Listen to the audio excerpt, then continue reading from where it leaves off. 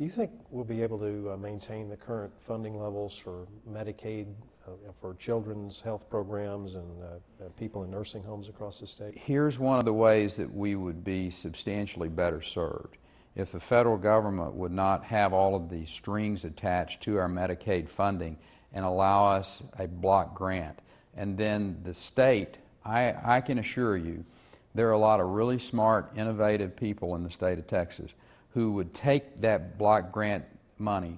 As a matter of fact, I think we could take less money than what the federal government has historically been sending down here and serve more people more efficiently without Washington and their seeming knowing all things mentality of telling us, here's how you can spend it.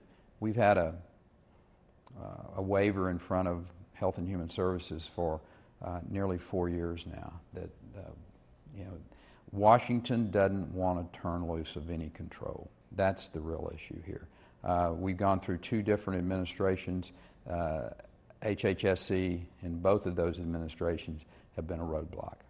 Are you optimistic with a Republican House up there that things could change? Well, I'm optimistic that there are new members of the legislature and newly invigorated members who have been there before that were listening to the people this last election cycle. And they said, quit spending money we don't have on programs we don't want. So the Senate, that's another story. You still have a Democrat-controlled Senate, and you have a president who has not sent any messages yet that he wants to compromise on these fiscal issues. So hopefully the Republicans in the House will be substantially hawkish when it comes to spending, and they'll keep those agencies really pinned down, if you will. Hopefully they'll use the budget to make EPA get out of Texas's business. We've been running our Clean Air program here since 1992 that was put into place by Ann Richards, approved by the Clinton administration. Since 1992, we've been cleaning up the air in Texas. Over the last decade, we've done a better job than practically any state, substantially better than across the nation. Yet this EPA wants to come in and, I think, punish Texas by taking over the process, which will be a huge job killer and put, I think, our country in jeopardy because they don't trust the states to do their own business.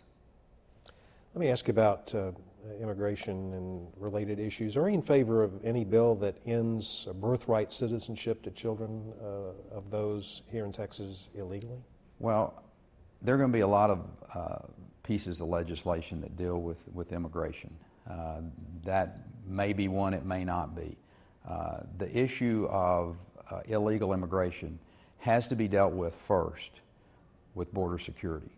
I go back to, we can have debates and discussion until the world looks level about immigration policy and all the different nuances of that.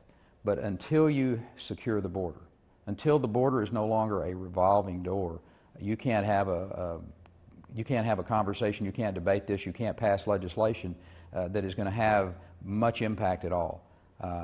I'm for getting the federal government to do one of their base responsibilities, that is to secure our border with boots on the ground and technology and the appropriate resources there to secure that border.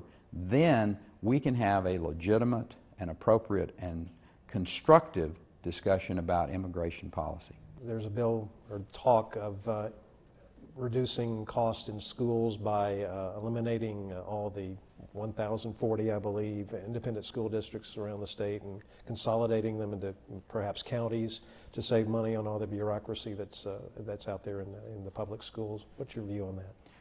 I would suggest that's probably going to be quite a difficult task to consolidate schools. Most communities, particularly our rural communities, their epicenters are schools. And you might be able to go out there and show here's some cost savings, but from the standpoint of just consolidating schools across the board, I doubt very seriously that that's ever going to get out of either house. Here's what's more important. I think we need to look at the ways where we can consolidate some services, whether it's accounting services, whether it's administrative services, those make sense. But the idea that we're just going to dump all of these small schools into one place in a county, and you may have some kids having to drive 40, 50 miles to get to that school. On its face, it may look like a cost savings, but two things. Not politically, I don't think it's going to happen, and secondly, I think there are a lot of other ways to reduce expenditures in our public schools before you get into something as catastrophic as mass consolidation.